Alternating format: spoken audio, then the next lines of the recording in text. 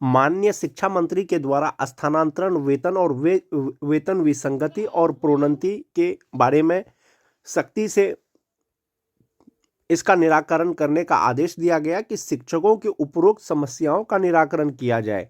जिला पदाधिकारी छात्र शिक्षक अनुपात के दृष्टिपत शिक्षकों को विद्यालय में पदस्थापित करें। यह ध्यान में रखा जाए कि विद्यालय में सभी विषय के शिक्षक उपलब्ध रहे। अवकाश हेतु जो आवेदन जिला शिक्षा पदाधिकारियों को प्राप्त होते हैं उन्हें लंबित नहीं रखा जाए। यानी विशिष्ट शिक्षकों का जो भी वेतन है विसंगति है, जैसे बहुत से शिक्षकों का बेसिक पे कम पर उनका वेतन निर्धारण हुआ था HRMS पोर्टल पर, तो ये सब चीज़ का निराकरण कर दिया जाना है। समीक्षात्मक बैठक में अपर मुख्य सचिव शिक्षा विभाग के द्वारा पदाधिकारियों को क्या दिशा निर्देश दिए गए। विशिष्ट शिक्षकों के लिए 4 नंबर पॉइंट मोस्ट इंपोर्टेंट है दोस्तों कि वेतन विसंगति से संबंधित मामले में त्वरित कार्रवाई का निर्देश दिया गया है। यह भी निर्देश दिया गया है कि प्रोन्नति से संबंधित मामले के निष्पादन हेतु एक समय तालिका का निर्माण किया जाए। यानी विशिष्ट शिक्षकों में किनको प्रमोशन देना है, किनका प्रोन्नति किया जाना है, इसका एक समय तालिका बनाना है। सेवा निरंतरता का मार्गदर्शन दे दिया गया है। निर्देश दिया गया कि शिक्षकों को जो सुविधाएं दे हैं उन्हें दी जाए। यानी कि जो सेवा निरंतरता का दिशा निर्देश है वो दे दिया गया है, उसी के आलोक में विशिष्ट शिक्षकों को सेवा निरंतरता दिया जाए और प्रोन्नति का प्रमोशन का एक समय तालिका बनाया जाए, जिसके अनुरूप विशिष्ट शिक्षकों को जो है प्रमोशन और सेवा निरंतरता दिया जाए और वेतन विसंगति मामला का भी निष्पादन जल्द से जल्द किया जाए। वेतन विसंगति के मामले में किसी शिक्षक को कोई परेशानी है तो वो अपने ई शिक्षा कोष पोर्टल से अपना वो शिकायत दर्ज कर सकते हैं, ग्रीवेंस डाल सकते हैं। उन्हें संबंधित जिला शिक्षा पदाधिकारी के द्वारा उनका जो है निष्पादन किया जाएगा। जैसा कि आप सभी जानते हैं दोस्तों, दिनांक 22 नवंबर 2025 को जो एक पत्र आया था कि जो विशिष्ट शिक्षक बने हैं, राज्यकर्मी बने हैं या नियोजित शिक्षक से BPSC शिक्षक बने हैं, उनका पहले का सेवा का गणना होगा और ये जो सेवा का गणना होगा वो प्रमोशन में होगा। यानी सेवा निरंतरता तो दिया गया है लेकिन आपका प्रोन्नति में उसका गणना होगा। इसके रिगार्डिंग 22/11/2025 को एक आदेश जारी हुआ था दोस्तों, जिसके रिगार्डिंग बहुत से जिला में पत्र निकला था कि नियोजित शिक्षकों का कालबद्ध प्रोन्नति होगा जिनका लगातार सेवा का 12 वर्ष हो गया है, या विशिष्ट शिक्षक का प्रोन्नति होगा जिनका प्रशिक्षित वेतनमान का 8 वर्ष हो गया है नियमावली के अनुसार। इसके रिगार्डिंग एक प्रखंड के द्वारा प्रमोशन चार्ट जारी किया गया है दोस्तों कि किस प्रकार से आप लोगों का प्रमोशन होगा, चाहे तो विशिष्ट शिक्षक हो चाहे वो नियोजित शिक्षक हो। वीडियो शुरू करने से पहले एक रिक्वेस्ट है दोस्तों, जो लोग मेरे चैनल को सब्सक्राइब नहीं किए हैं कृपया चैनल को सब्सक्राइब कर दें और बेल आइकन को दबा दें। जैसा कि आप देख पा रहे होंगे दोस्तों, 18/5/2026 का ये पत्र है। प्रखंड पंचायती राज पदाधिकारी सह प्रखंड शिक्षा पदाधिकारी राधोपुर के द्वारा ये पत्र जारी किया गया है दोस्तों। जैसा कि आप देख पा रहे होंगे, ज्ञापांक है 178। ये रिसेंट का पत्र है दोस्तों। इसमें कहा गया है प्रखंड शिक्षा पदाधिकारी राघोपुर वैशाली के द्वारा यह पत्र जारी किया गया है। प्रेषक हैं प्रखंड पंचायती राज पदाधिकारी सह प्रखंड शिक्षा पदाधिकारी, सेवा में संबंधित प्रखंडाधीन शिक्षकगण राघोपुर वैशाली। प्रोन्नति से संबंधित वैशाली जिले का पहले भी आदेश आया था दोस्तों। ये एक प्रखंड के द्वारा पत्र जारी किया गया है। विषय है कि प्रोन्नति संबंधित औपबंधिक सूची का प्रकाशन एवं आपत्ति के संबंध में, यानी प्रोन्नति के बाद जो प्रमोशन चार्ट है, जो औपबंधिक सूची है, उसको जारी कर दिया गया है। अब इससे संबंधित आपत्ति दावा कर सकते हैं। इसमें कहा गया है दोस्तों, महाशय उपर्युक्त विषय कहना है कि जिला शिक्षा पदाधिकारी वैशाली के ज्ञापांक 1222 दिनांक 18 मार्च 2026 एवं अधोहस्ताक्षरी के ज्ञापांक 108 दिनांक 25 मार्च 2026 के आलोक में प्रोन्नति, स्थानिक उत्क्रमण, नियुक्ति, स्थानांतरण, अनुशासनिक कार्रवाई एवं सेवा शर्त के आलोक में निर्गत निर्देश का अनुपालनार्थ प्रोन्नति संबंधित औपबंधिक सूची का प्रकाशन किया जा रहा है। यानी इस पत्र के साथ में जो प्रमोशन से संबंधित जो औपबंधिक सूची है उसका प्रकाशन किया जा रहा है। इस सूची में अंकित किसी भी प्रकार की विसंगति पाए जाने पर आपत्ति 1 सप्ताह के अंदर कार्यालय में लिखित रूप से दर्ज कराई जा सकती है।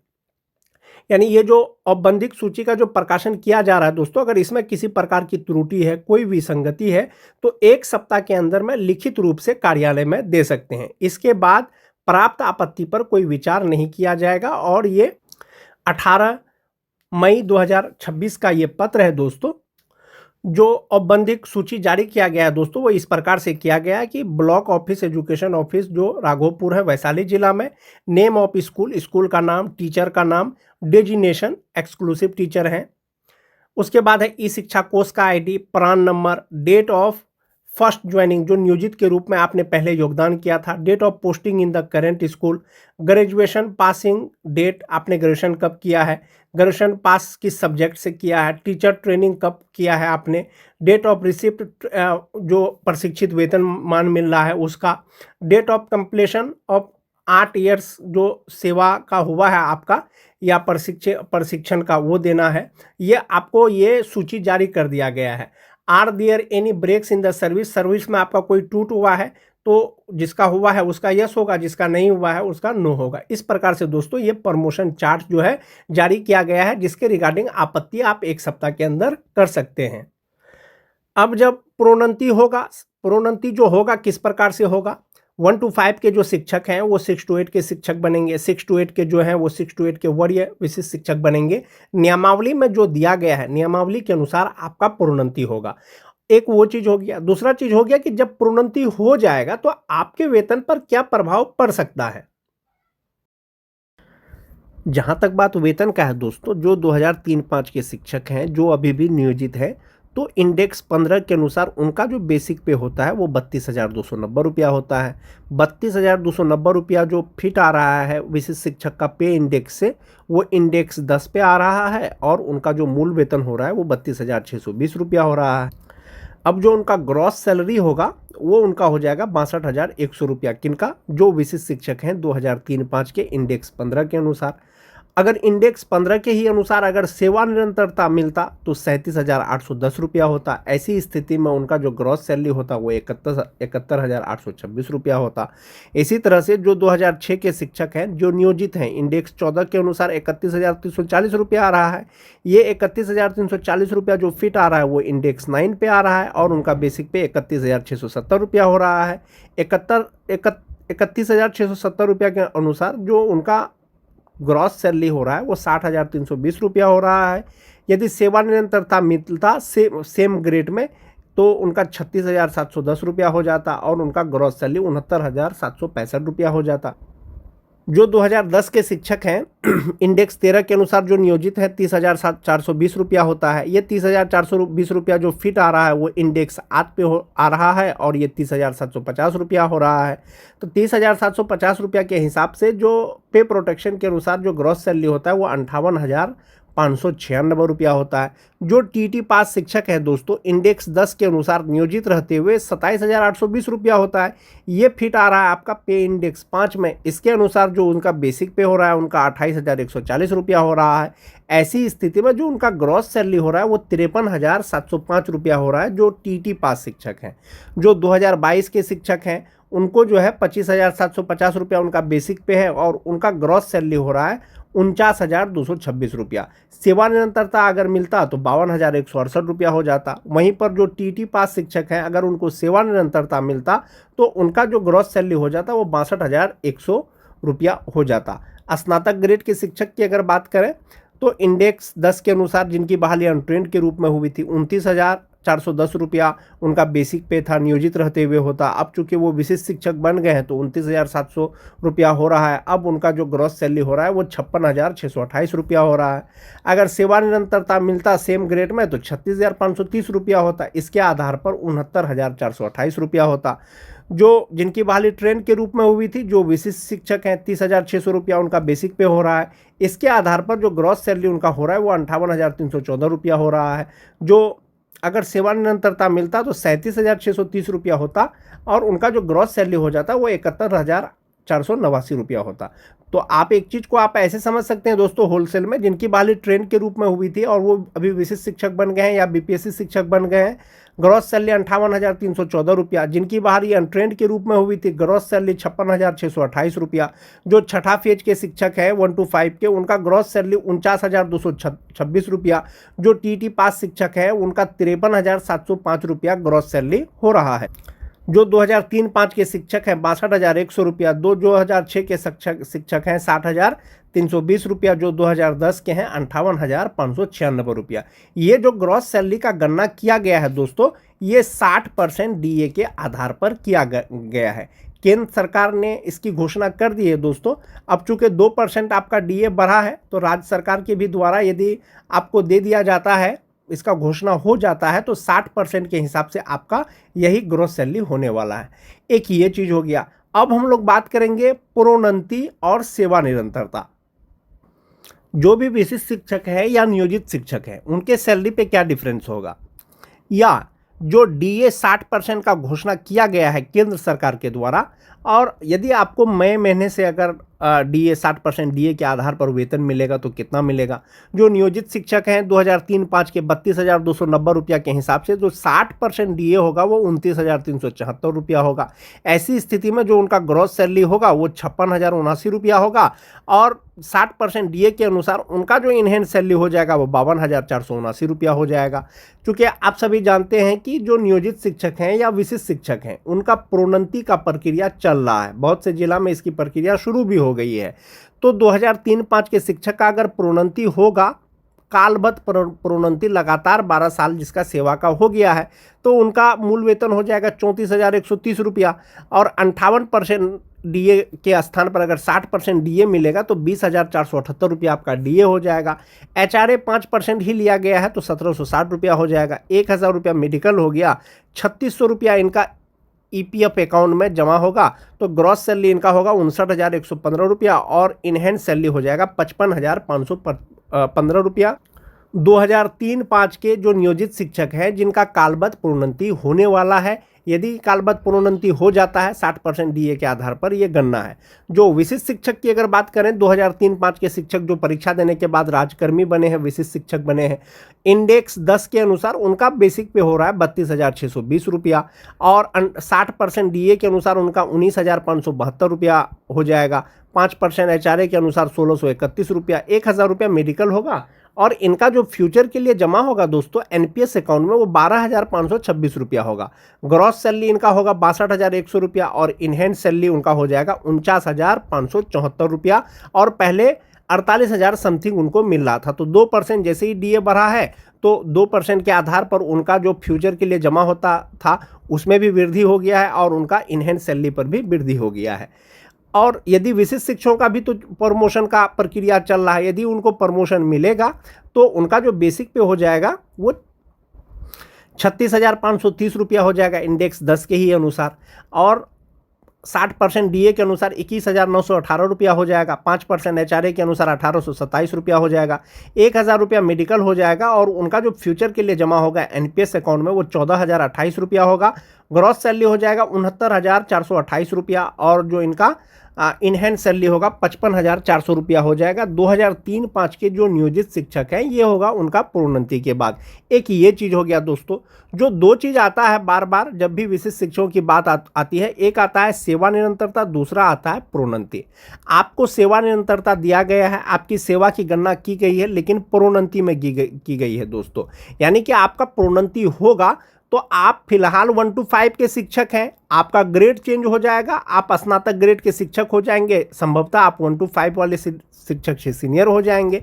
यदि आपको सेवा निरंतरता मिलता, जनरल रूप में अगर सेवा निरंतरता मिलता, तो आपका ग्रेड सेम ही रहता दोस्तों, 1 to 5 का ही रहता। आपका ग्रेड चेंज होकर के आप स्नातक ग्रेड के शिक्षक नहीं होते, और आपका भले ही बेसिक पे 37,810 रुपया हो जाता, 60% डीए के अनुसार 22,686 रुपया हो जाता, और इनहेंस सैलरी आपका होता 57,360 रुपया। यदि जनरल रूप में सेवा निरंतरता मिलता, समस्थानिक इंडेक्स का लाभ मिलता, इंडेक्स 16 के अनुसार जो यहाँ पर वेतन है आपका, तो वो हो जाता आपका ग्रॉस सैलरी 71,826 रुपया, और इनहेंस सैलरी 57,360 रुपया, और प्रोन्नति के बाद आपका हो रहा है 55,400 रुपया।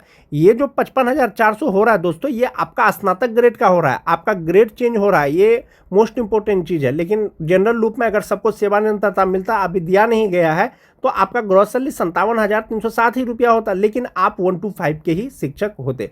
तो प्रोन्नति में आपको एक फ़ायदा ये भी है दोस्तों कि आपका सेवा का गणना पहले वाला किया जा रहा है, साथ ही साथ आपका ग्रेड भी चेंज हो रहा है, यानी 1 to 5 के शिक्षक से आप 6 to 8 के शिक्षक बन रहे हैं और आपका बेसिक पे भी बढ़ रहा है। ये तो 2003-05 के शिक्षक हो गए।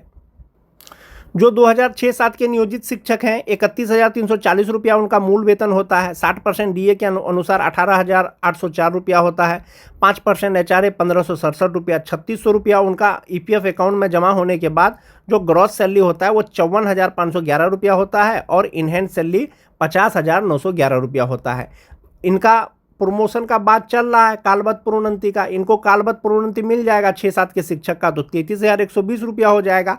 ऐसी स्थिति में 60% डीए जो भी आपका एचआरए है मिलाकर के ग्रॉस सैलरी 57,428 रुपया 48 रुपया होगा। 3,600 रुपया जमा होने के बाद जो आपका इनहैंड सैलरी होगा वो 53,848 रुपया होगा। ये होगा आपका प्रोन्नति के बाद, लेकिन फिलहाल जो आपका बनेगा वो 50,911 रुपया बनेगा। 2006-07 के ही अगर विशिष्ट शिक्षकों की एक बात कर लें तो उनका मूल वेतन 31,670 रुपया है पे इंडेक्स 9 के अनुसार।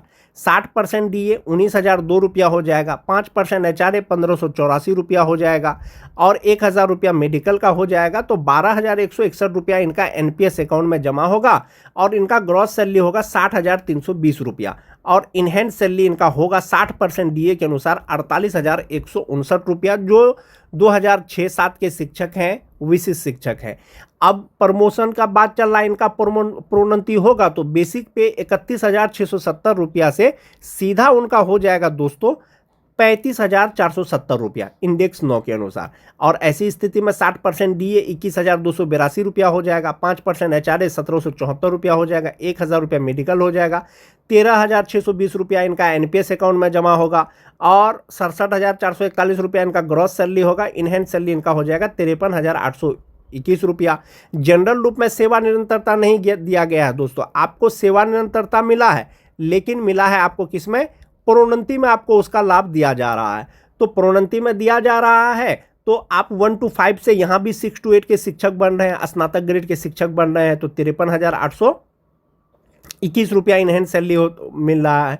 सेवा निरंतरता अगर मिलता तो आप सेम ग्रेड में ही रहते, 1 to 5 में ही रहते, आपका भले ही इनहैंड सैलरी कुछ बढ़ जाता।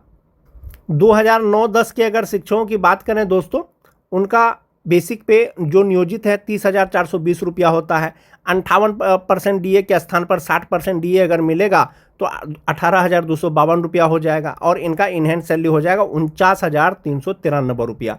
प्रोन्नति अगर इनका हो जाएगा तो मूल वेतन 32,120 रुपया हो जाएगा, 160 रुपया हो जाएगा। 60% डीए 5% एचआरए मेडिकल लगा करके ग्रॉस सैलरी 55,864 रुपया और इनका जो इनहैंड सैलरी होगा 52,264 रुपया होगा। जो नियोजित शिक्षक हैं 9-10 के, यदि उनका प्रोन्नति हो जाता है, प्रोन्नति के लिए शर्त है दोस्तों लगातार 12 साल का सेवा जो नियोजित शिक्षक है। जो विशिष्ट शिक्षक हैं इनका बेसिक पे 30,750 रुपया हो रहा है 2009-10 के शिक्षक का। 60% डीए 5% एचआरए मेडिकल लगा करके ग्रॉस सैलरी 58,596 रुपया। इसमें से दोस्तों आपका 11,808 रुपया एनपीएस अकाउंट में जमा होगा। इनहैंड सैलरी मिलेगा 46,788 रुपया 60% डीए के आधार पर।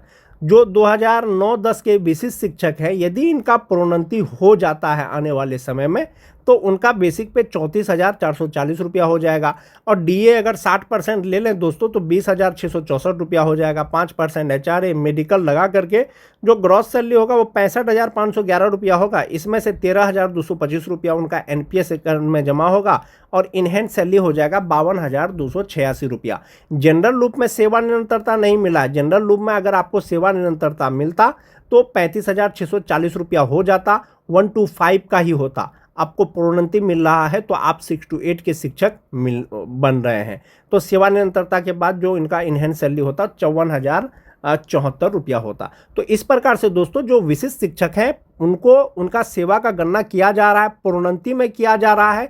तो प्रोन्नति में जो किया जा रहा है, कुछ शिक्षक को दोस्तों हो सकता है कि लगे कि उनका वेतन कम है, लेकिन ऐसा नहीं है दोस्तों, विशिष्ट शिक्षक आप बने हैं तो नियोजित शिक्षकों से आपका वेतन अधिक ही है।